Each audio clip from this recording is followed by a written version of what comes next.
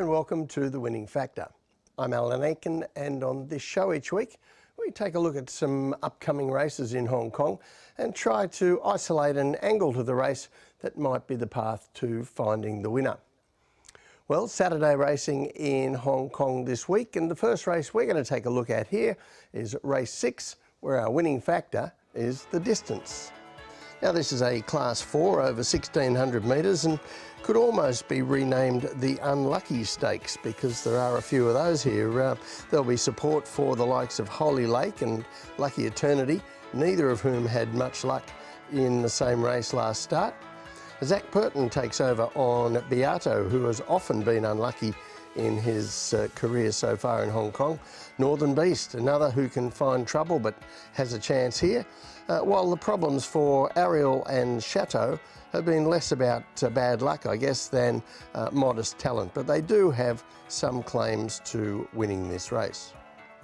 But for me, the main players here are Beato, Lucky Eternity and Holy Lake, and two of them, Holy Lake and Lucky Eternity, well, they ran in the same race last start in mid-December. This is race 258, and Holy Lake, he's in gate 12 with red colours. Lucky Eternity, gate 13 with purple, red and yellow. And for good measure, Northern Beast is here in pink and goes back to the rear from gate 9. But Holy Lake is one of the first out, and both he and Lucky Eternity from their wide gates are prominent early before Lucky Eternity withdraws from the speed battle to midfield, but he never gets in. He's caught 3 wide, while Holy Lake continues to work near what is a strong lead pace. As you see that group of 4 that broke away at the front, well, they finish 8th, 9th, 10th and 11th, so it's really not the place to be in the race. And the race is ultimately fought out by finishes, while we see Holy Lake and Lucky Eternity, well, they've had disadvantages and are comfortably beaten out of the placings. Now, leading into that race, Holy Lake had won his 2 previous runs at 1,400 metres. That was his first test at 1,600 metres, but I think that he did have some excuses, while Lucky Eternity had been placed second at 1,600 metres his prior run. And I think we have to judge them on those runs prior rather than that race there. The other big player here, of course, is Beato. Now, he's had 12 runs in Hong Kong, and 11 of them have been at Sha Tin over distances of 1,200 and 1,400 metres. And we're going to have a look at his most recent run at 1,400. So this is race 302, and he's in black and white colours, gate 5, and as usual doesn't have a lot of early speed and settles back in the field as quicker horses press for what turns out to be a very competitive lead tempo. A fast run race that did give Beato some help later in the race, but it does mean that he has to give away quite a start to the eventual winner, Endeared, who's in the red and yellow colours, running about 4th. Now, when they turn for home here, crucially, James McDonald stays inside on Beato. He's riding for luck, and that luck doesn't immediately come.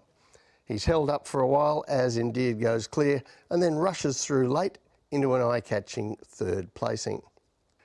Now, that was a flattering race shape, and we do often see horses that get a long way back in races have hard luck stories. Beato's got quite a catalogue of races that ended in tears for that reason, and who knows, perhaps he'll have another one here when we look at the map.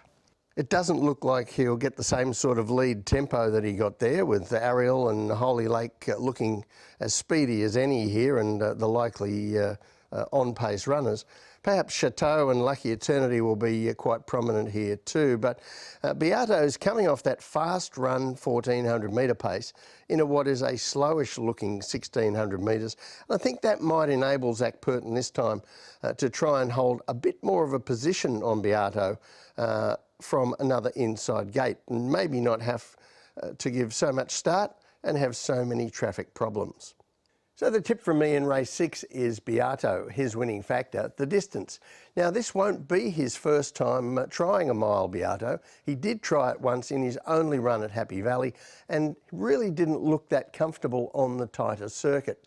As I mentioned, 11 of his 12 starts in Hong Kong, he's been at shorter distances at Sha Tin. I think he's been screaming out the whole time to get to 1600 metres on the big track, and hopefully this is his chance to put all those unlucky stories behind him.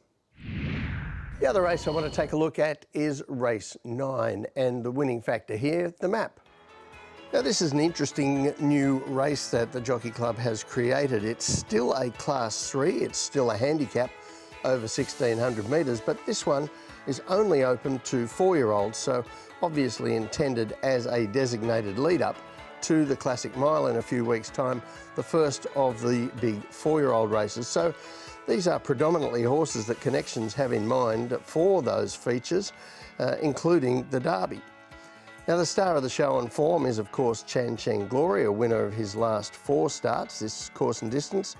John Size already has a big Classic Mile hand, but he's hoping to add Simple Hedge to that on Saturday.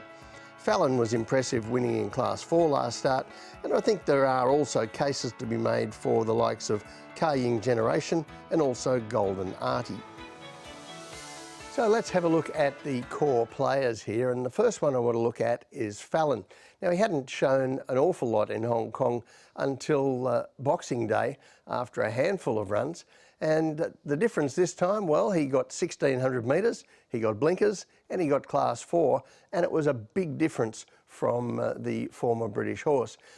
Now we're going to have a look at the replay here in race 285. He's in gate 14, red and purple colours, and he does jump okay.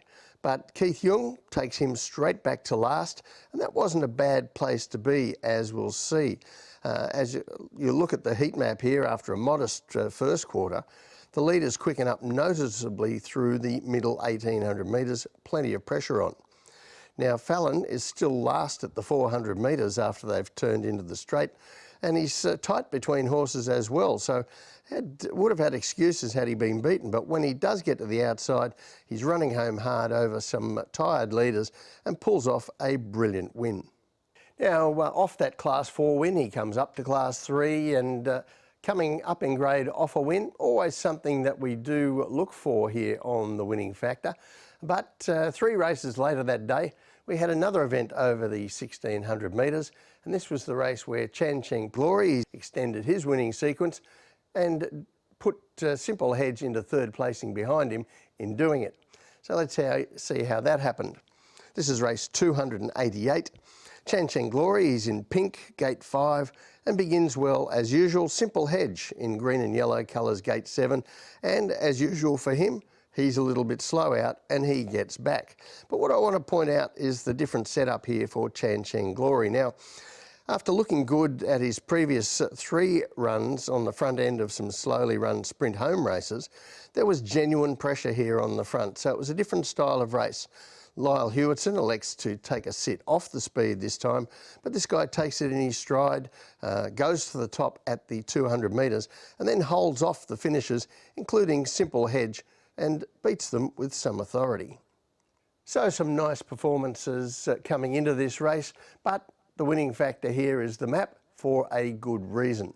When we take a look at how the race sets up, we're back to a race without many leaders. Now, I Keep Winning was in the fast lead battle when Chan Cheng Glory won last start, but I don't think he'll have much opposition to leading here and won't have to go as fast. In fact, I can see it being just moderately run.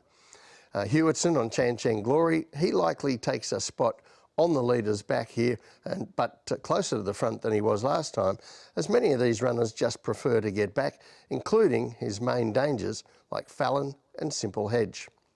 So the tip from me in race 9 is Chan Cheng Glory. His winning factor, the map. Now I could easily have made the winning factor here, just keep it simple. Because Chan Cheng Glory, he keeps winning, he's strung together 4 wins, and he's shown a real tactical versatility that his main rivals here just don't seem to have.